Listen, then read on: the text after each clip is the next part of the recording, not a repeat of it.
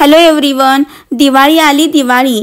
लहानपणीची आठवण आठवते की सकाळी अभ्यंगस्नान करून नवीन कपडे, फटाके आणि फराळ एवढंच आठवतं. पण मोठे झाल्यावर लक्षात येतं की दिवाळीत घराची स्वच्छता करण्याला किती महत्त्व आहे. लहान असताना दिवाळी म्हणजे फक्त मजा, मस्ती आणि उत्साह वाटतो. नवीन कपड्यांची उत्सुकता आणि विविध प्रकारचे फटाके फोडण्याचा आनंद आणि घरात बनवल्या जाणाऱ्या गोडधोड फराळीचा चव यामध्ये दिवाळीचा खरा अर्थ दडलेला असतो. पण मोठे सांगतात म्हणून थोडेफार काम करणं, पण खरं सांगायचं तर ना, स्वच्छतेच्या मागे दडलेला अर्थ तेव्हा समजलेला नसतो.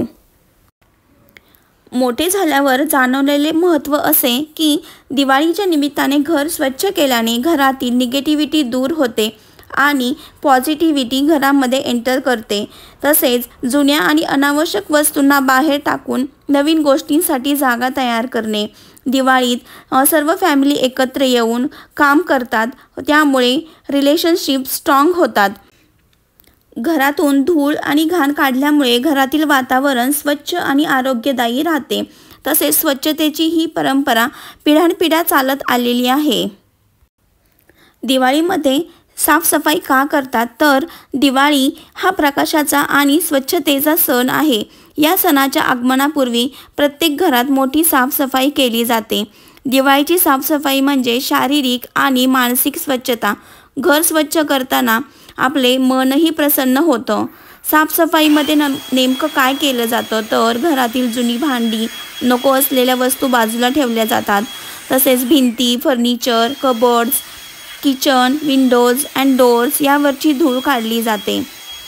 इथे मी विंडो क्लिनिंगसाठी ब्लोअर आणि हँड ब्रशचा यूज करत आहे. यामुळे विंडो क्लिनिंग इझी होते. विंडोमधील ट्रॅकमध्ये, स्लायडिंगमध्ये, नेट क्लिनिंगमध्ये माती किंवा धूळ साफ करण्यासाठी ब्लोअरचा वापर खूप छान करता येतो. यामुळे सगळी धूळ बाहेरच्या दिशेने उडून जाते व ती धूळ आपल्या अंगावर येत नाही.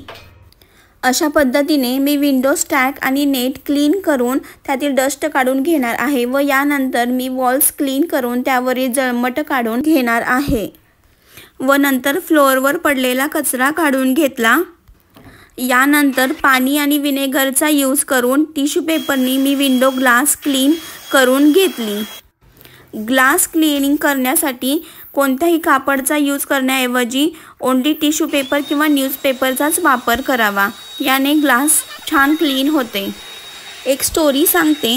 एक गाव होतं, ते खूप सुंदर, हिरवं आणि शांत असं होतं. त्या गावात 2 शेजारी राहत होते, मीरा आणि माया. दिवाळी जवळ आली होती. मीराने ठरवलं, यावर्षी मी माझं संपूर्ण घर स्वच्छ करणार, कोपऱ्यापासून ते छतापर्यंत. ती रोज थोडं थोडं काम करू लागली.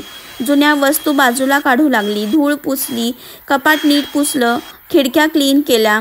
मात्र माया म्हणाली, अगं एवढं कष्ट का करायचे, फक्त दिवाळीच्या दिवशी दिवे लावले तरी चालेल ना. ती आरामात बसून राहिली. दिवाळीच्या दिवशी मीराचं घर चमकत होतं. फुलांची सजावट, सुगंधी उठणे, स्वच्छ दरवाजा, तोरण आणि आत लावलेले दिवे सगळं सुंदर वाटत होतं. लोक तिच्या घरी आले आणि म्हणाले, वा किती छान वाटतंय तुझं घर, लक्ष्मी देवी नक्की इथे राहणार. मायाचं घर मात्र अजून धुळीत झाकलेलं होतं. तिला वाईट वाटलं. ती समजली, स्वच्छता ही फक्त काम नाही, ती आनंद, आरोग्य आणि देवत्व आणते. यातून मोरल ऑफ द स्टोरी अशी की स्वच्छतेतच लक्ष्मीचा वास असतो. स्वच्छता केल्याने मन आणि घर दोन्ही प्रकाशमान होतात.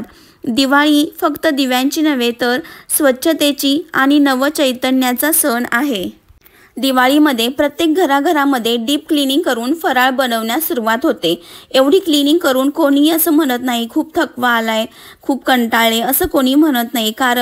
याचे कारण असे आहे की क्लिनिंगमुळे आपले मन प्रसन्न होतं. स्वच्छतेतच समाधान आणि आनंद लपलेला असतो. स्वच्छ घर म्हणजे देवी लक्ष्मीचं आगमन आणि स्वच्छ वातावरण मनालाही शांत करतं. मन प्रसन्न राहिल्यामुळे स्वच्छ जागा बघून मन आनंदी आणि शांत होतं. कामामध्ये उत्साह वाढतो, पॉझिटिव्हिटी वाढते. स्वच्छतेमुळे घर आकर्षक आणि सुंदर दिसते.